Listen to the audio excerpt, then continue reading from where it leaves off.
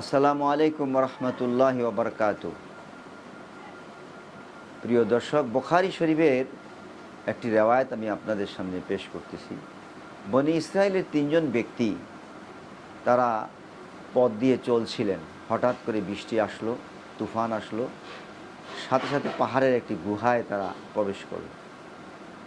এমত অবস্থায় উপর থেকে একটি পাথর, বড় পাথর এসে মুখ বন্ধ করে দিল, মানে জ্যান্ত কবর হয়ে গেল। এখন তারা চিন্তা করলো যে আমরা তো বের হওয়ার কোনো আর সুযোগ নেই, রাস্তা নেই, কি করব? তখন পরামর্শে বসলো কি করা যায়। একে অপরকে বলল যে চলো আমরা সবাই জীবনে যদি কোনো নেক আমল করে থাকি, আল্লাহ পাকের কাছে ওইটা উসিলা দিয়ে দোয়া করি, আল্লাহ পাক হয়তো আমাদেরকে বের হওয়ার সুযোগ করে দিবেন। তখন এই তিন ব্যক্তির এক ব্যক্তি বললেন, রাব্বুল আলামিন, আমি আল্লাহ পাক আমার নিকট অনেকগুলি কাজের লোক আসছিল, অনেকগুলি কাজের লোক আমার কাছে আসছে। তো আমি এর আগে কিন্তু একটা কাজের লোক আসছিল, সে সকাল থেকে আমার বাসায় আমার খেতে খামারে কাজ করতেছিল। পরে অনেকগুলি লোক আসছে, কিন্তু মজদুরের মজুরি দিতে গিয়ে সবাইকে সমান করলাম। এতে যে আগে আসছিল সে খুব রাগান্বিত হল যে আমি আগে আসছি, আমাকে তো মূল্যায়ন করার দরকার ছিল বেশি, কিন্তু সে রাগ করে চলে গেল, মজুরি নেয় নাই। আমি ওই মজুরিটাকে পালতে লাগলাম, অর্থাৎ ওই টাকা দিয়ে কিছু গবাদি পশু ক্রয় করতে লাগলাম। গবাদি পশু ক্রয় করে আস্তে আস্তে বাড়তে থাকলো। করার পরে বাড়তে বাড়তে বাড়তে বিশাল পাল হয়ে গেল, গরুর পাল, ছাগলের পাল অনেক হয়ে গেল। হঠাৎ করে একদিন সে আসলো, আসার পরে আমাকে বলল যে আমার মজুরিটা দেন। তখন আমি বললাম, যাও যাও, এই যা তুমি দেখতেছো এখানে ছাগলের পাল, গরুর পাল, অর্থাৎ গবাদি পশুর যত পাল দেখতেছো সব তোমারই। সে আশ্চর্য হয়ে গেছে। তারপরে সে নিয়ে গেল। এই কাজটা যদি আল্লাহ পাক আপনার কাছে পছন্দ হয়, দয়া করে এই উসিলায় আমাদের যাওয়ার ব্যবস্থা করে দেন।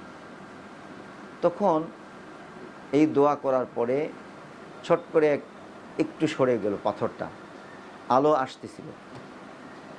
দ্বিতীয় ব্যক্তি বললেন, আমি ব্যবসা করি, কিন্তু যতক্ষণ সময় আমি বাড়িতে পৌঁছি আগে বাবা মাকে আমি খাওয়াই, তারপরে আমার সন্তানদেরকে খাওয়াই।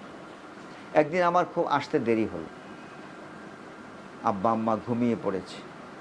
আমি আসার পরে বাবা মা যতক্ষণ পর্যন্ত ঘুম থেকে ওঠে নাই ততক্ষণ পর্যন্ত আমি খানা নিয়ে দাঁড়িয়ে আছি তাদের সামনে।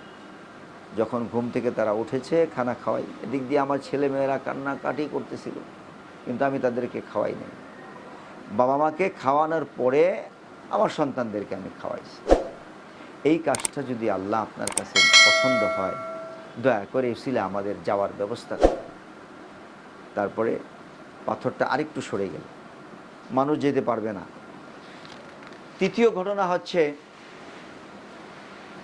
এক ব্যক্তি বলে যে তিনি বলতেছেন যে আমার একটা চাচাতো বোন ছিল খুবই গরিব, আমি তাকে কুপ্রস্তাব দিতাম, কিন্তু সে কখনো গ্রহণ করতো না।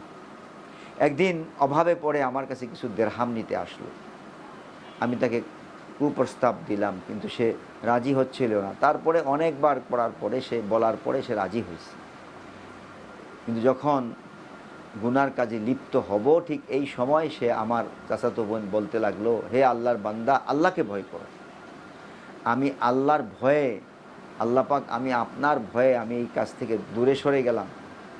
এবং আমি আমার চাচাতো বোনকে বললাম, যাও, তোমাকে যে দেরহাম দেওয়া হয়েছে সেটা নিয়েও তুমি চলে যাও।